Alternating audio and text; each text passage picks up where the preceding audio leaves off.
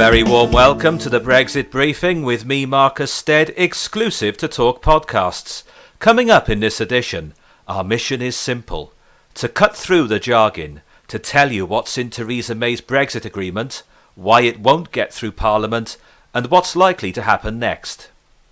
Well, it's good to be back. I haven't recorded a Brexit briefing since the end of the party conference season, and a lot has happened since then. It's never easy knowing when to record another edition, since events are moving so quickly now that there is always a very real danger that no sooner have I recorded a podcast than something dramatic happens and it becomes dated very quickly indeed. But I'm recording this on the morning of Tuesday the 27th of November, and the situation is changing day by day. Last Sunday, Theresa May was in Brussels where her agreement was signed off by the EU, and on Monday she presented it to the House of Commons. Here's a brief extract of what she had to say. At yesterday's Special European Council in Brussels, I reached a deal with the leaders of the other 27 EU member states on a withdrawal agreement that will ensure our smooth and orderly departure on the 29th of March next year, and tied to this agreement a political declaration on an ambitious future partnership that is in our national interest. Mr. Speaker, this is the right deal for Britain because it delivers on the democratic decision of the British people. It takes back control of our borders, it ends the free movement of people in full once and for all, allowing the government to introduce a new skills-based immigration system. It takes back control of our laws, it ends the jurisdiction of the European Court of Justice in the UK, and means instead our laws being made in our parliaments, enforced by our courts. And it takes back control of our money. It ends the vast annual payments we send to Brussels.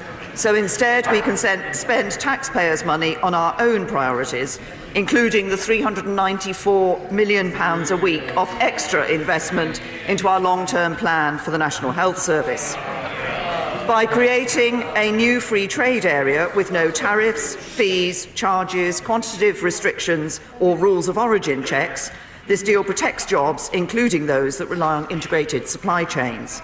It protects our security with a close relationship on defence and on tackling crime and terrorism, which will help to keep all our people safe. And it protects the integrity of our United Kingdom, meeting our commitments in Northern Ireland and delivering for the whole UK family, including our overseas territories and the Crown dependencies. That bit about the jurisdiction of the European Court of Justice coming to an end is certainly questionable. More on that later. But there are lots and lots of reasons not to like the deal, and as ever, the devil is in the detail. I'm going to run through a few examples now of why this deal is so flawed and so dangerous. There's nowhere near enough time in this podcast to go through it all. It's over 500 pages long, this deal. So I'll just give a few brief examples now over the next few minutes, and it gives you an idea of why this deal must be ditched. Article 101 states that all EU officials, bar members of the European Parliament, can claim immunity under the terms of EU protocols on the privileges and immunities of the European Union. EIB bankers, European investment bankers working in London after Brexit will have immunity from British law. Now, this would very obviously leave us open to money laundering. Furthermore, the UK must agree not to prosecute EU employees who are or who might deemed in the future to be criminals. This is absolutely crazy stuff. The UK must promise never to tax EU officials based in the UK on their EU pensions or tax any current ones on their salaries. And that's bad news for former EU commissioners like Neil Kinnock and Peter Mandelson.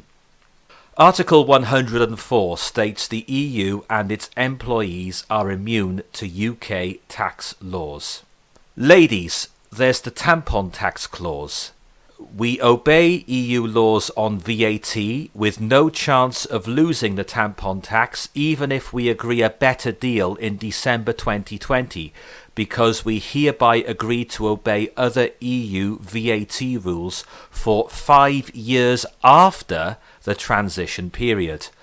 Current EU rules prohibit zero-rated VAT on products like tampons that did not have such exemptions before the country joined the EU. Article 8 states that the UK is shut out of all EU networks and databases for security, yet no such provision exists to shut the EU out of UK databases. Articles 15 and 16 state all EU citizens must be given permanent right of residence after 5 years, which sounds quite reasonable until you read on and find that this will be decided by EU rather than UK rules. Article 37 permits the government to spend taxpayers' money telling everyone how wonderful this agreement is. Take note of Theresa May's proposed nationwide tour over the next 2 weeks. Articles 44 to 61 outline how the EU will continue to set rules for UK intellectual property law. Article 105 outlines how the UK is forbidden from revealing anything the EU is told or tells us about the finer points of the deal and its operation. Articles 140 to 142 outlines how the UK shall be liable for any outstanding commitments after 2022. Article 142, subsection 2, specifically mentions pensions. All very fair and reasonable again, until I tell you that the amount owed will be calculated by guess who? The EU. Articles 152 to 154 state that the UK will remain a party, i.e. cough up money, for European development funds. The EU continues to calculate how much money the UK should pay into it. So, hey, thank goodness Brussels doesn't have any accountancy issues, eh? I could go on. That is the short version.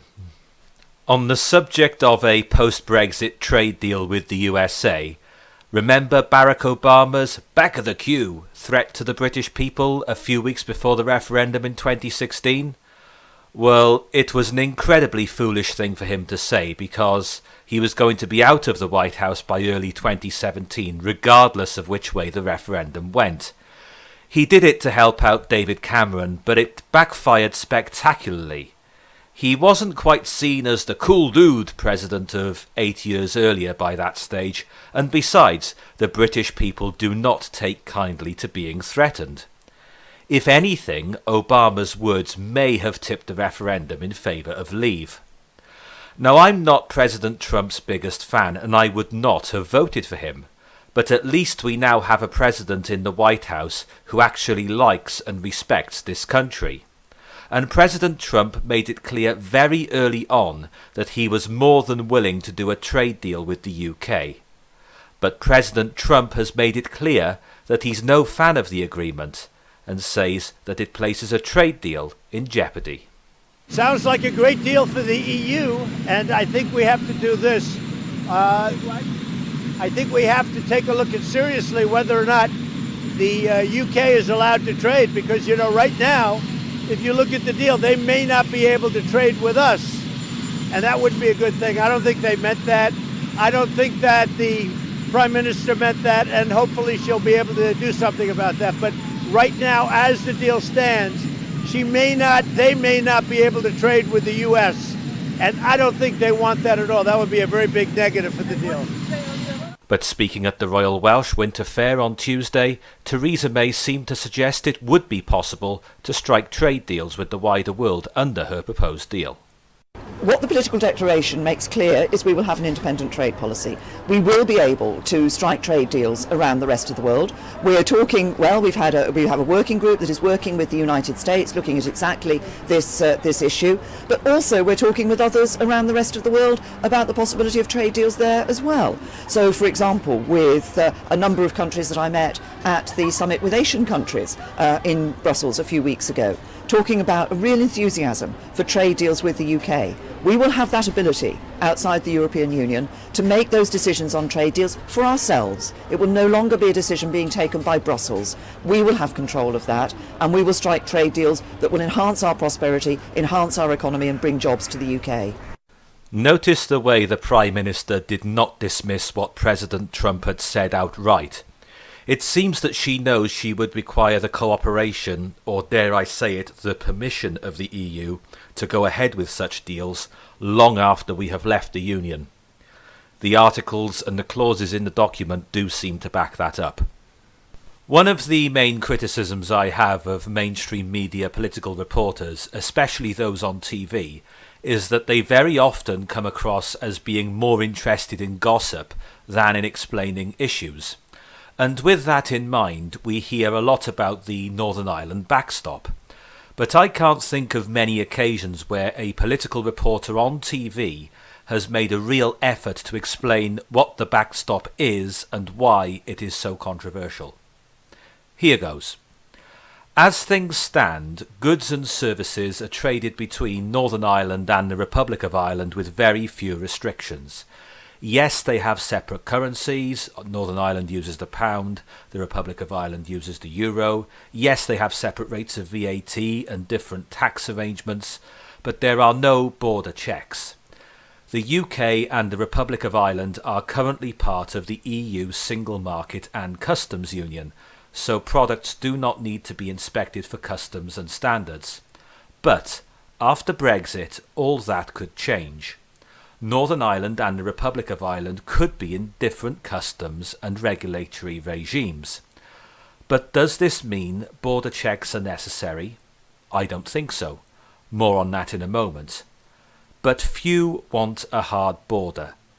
It is a myth that the Belfast Agreement, often wrongly referred to as the Good Friday Agreement, stipulates that there cannot be a hard border. It does not say that. But few would argue that a hard border is a good idea for all sorts of economic and political reasons. So the backstop is seen as a safety net to prevent that hard border. The EU originally proposed a backstop that would mean Northern Ireland staying in the EU Customs Union, large parts of the single market and the EU VAT system. Chief Negotiator Michel Barnier continually emphasised that this backstop could only apply to Northern Ireland. The backstop will only apply to the Irish border if a wider deal or technological solutions cannot be found to keep the border as frictionless as it is today. And an agreement on the backstop is important because the EU will not agree to a transitional period and substantive trade talks until it is in place. The problem is that if the backstop came into play, it would effectively create a customs border down the middle of the Irish Sea, and that is not acceptable to Northern Ireland's Democratic Unionist Party, whose votes are needed by Theresa May's Conservative government at Westminster, not only to get the withdrawal agreement through Parliament, but also to get her day-to-day legislation through the House. Without the DUP's confidence and supply arrangement, the government would fall. Here's what DUP leader Arlene Foster had to say about the proposed backstop at her party's conference last weekend. Our country and our people deserve a stable government that will focus on taking decisions to make a real and meaningful difference to the lives of our people up and down our country. The Prime Minister has not been able to guarantee an outcome that eliminates the risk of the introduction of the so-called backstop arrangements. Now, on the one hand, we're told that the backstop would be the best of both worlds. And on the other hand, we're told we're not going to need the backstop. So, ladies and gentlemen, therein lies one of the many contradictions at the heart of this draft withdrawal agreement. In such circumstances, Northern Ireland alone would be aligned to numerous EU single market regulations, while Great Britain would not. Such a scenario, in the medium term, would inevitably lead to barriers to trade within the United Kingdom internal market. Let me be very clear. That is not in the national interest.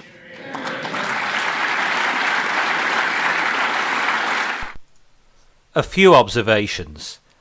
First of all, as we have already alluded to in this podcast and in previous Brexit briefings, it is essential that the whole of the United Kingdom leaves the customs union if we are to be able to form trade agreements with the wider world. Secondly, under the proposed agreement, it would require the cooperation of both the UK and the EU for the backstop to come to an end. Indeed, Irish Prime Minister Leo Varadkar has said that the backstop must not be time limited.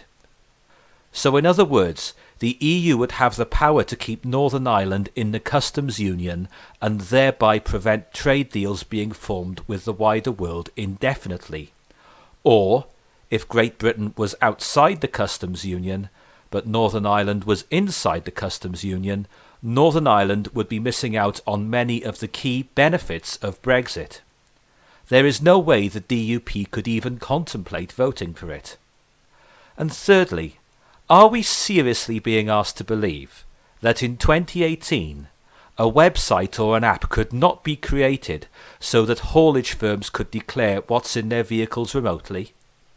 That, along with occasional customs checks at supermarkets, warehouses and so on, would surely be enough to solve this. But I've got an even better idea. Membership of EFTA. More on that in a few minutes.